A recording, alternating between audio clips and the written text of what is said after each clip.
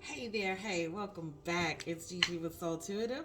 This is the weekly tarot scope for Virgo. Let me make sure I have the deck right side up before I get to shuffling. Yeah. Okay, Virgo. I've changed up the setup and truthfully, I'm going to go back and forth between this one and the one where I'm standing until it just becomes very apparent to me which one I like better and which one is more beneficial to you guys too. So, this is the weekly tarot scope from July 2nd through to July 8th.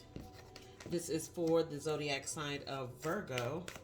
Let's see what you got going on, Virgo. Okay. I know when they start flying, somebody wants to talk, so Virgo.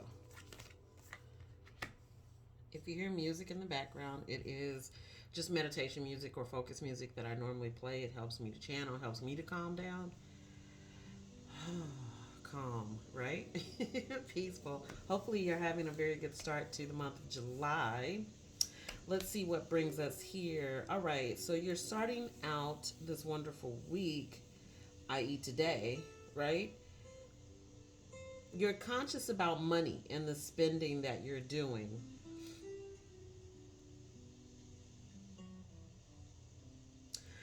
The advice that I have to give, sorry as I turn this down a little bit, but the advice that is coming out here is spend where you need to spend. Don't, um, it's okay to cut back on things that are in excess, but things that you actually need, that you need to purchase those, right? Because either they help you to move forward, help you to repair something, or it keeps you from having to have um, a major expense that comes up later because you didn't address something currently in the moment. So it's okay to review finances at all costs.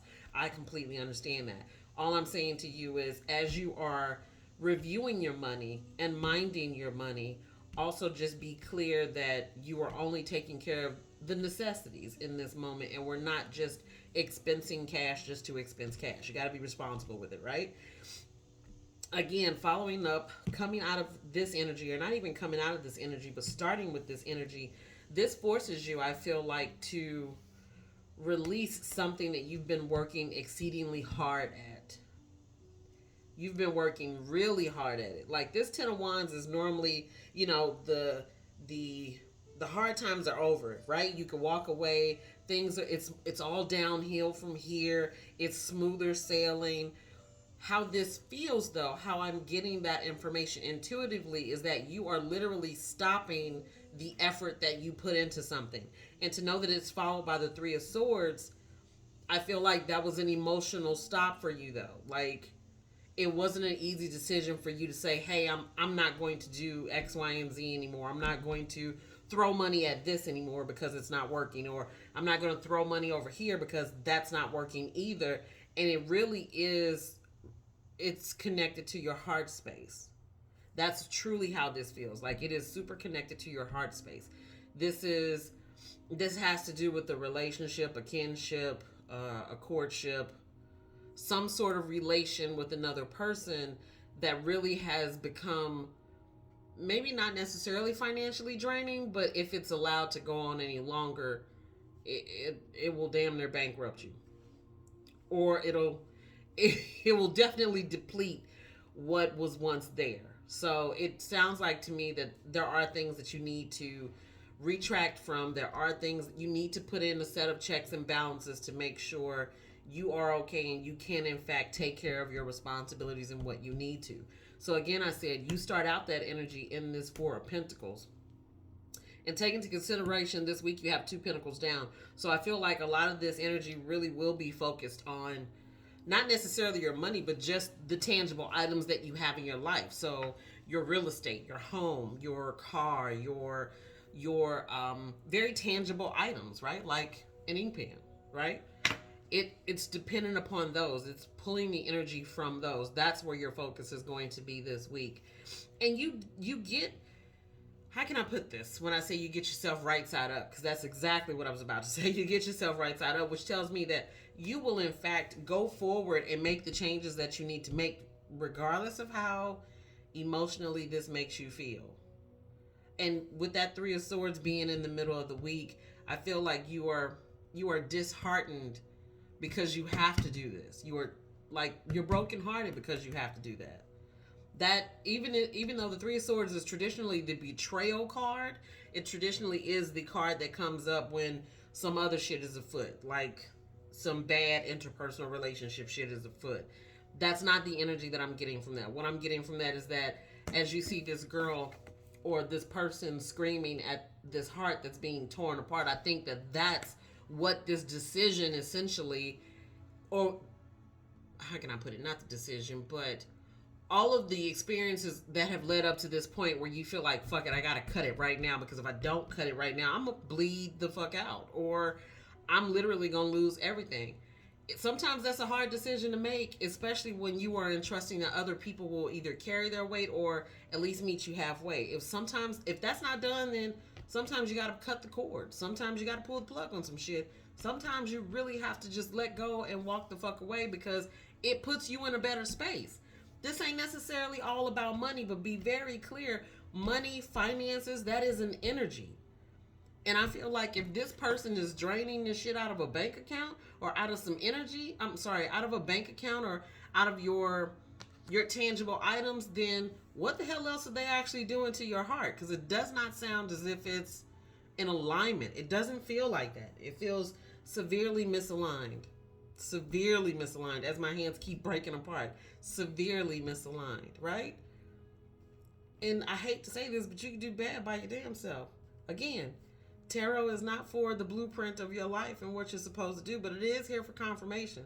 So if you've been feeling like this, if these things have been coming up, if signs and synchronicities have been showing up, then this is Spirit's way of guiding you and saying, hey, get moving and get to cutting, because what you're involved in and what you're doing is not to your benefit, and it's not to your best alignment.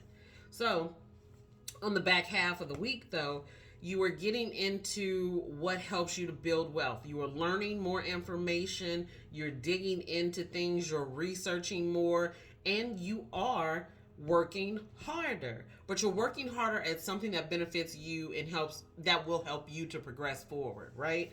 So take that with the information provided for the front half of the week.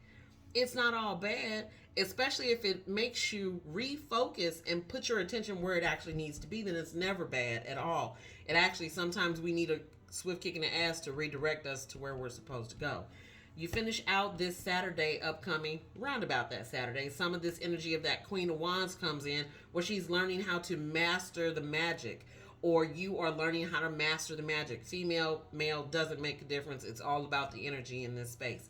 You're learning how to master your magic. You're learning how to, for lack of a better term, walk on water. I know Jesus only did that, but you get where I'm going with this, which is that it's up to you. It's in your hands. You are mastering your inner knowledge, your inner self, all of the information that you have been researching, you're putting it into practice. And to see these side by side tells me that it doesn't take you long to research something and then put it into action, which is really good, because that means you don't procrastinate and you get moving faster than you should, right? So Virgo, this is actually a good week. It may not seem like it, but believe me, it's actually a good week. Even when the bad shit comes in, understand it's only for a moment. The energy is only, stay fluid, it's only for a moment. It ebbs and flows, right? It ebbs and flows. Let's grab you a sacred geometry activation card for the week. Okay. Okay, you got the card Dynamic, number 23. See how colorful that is?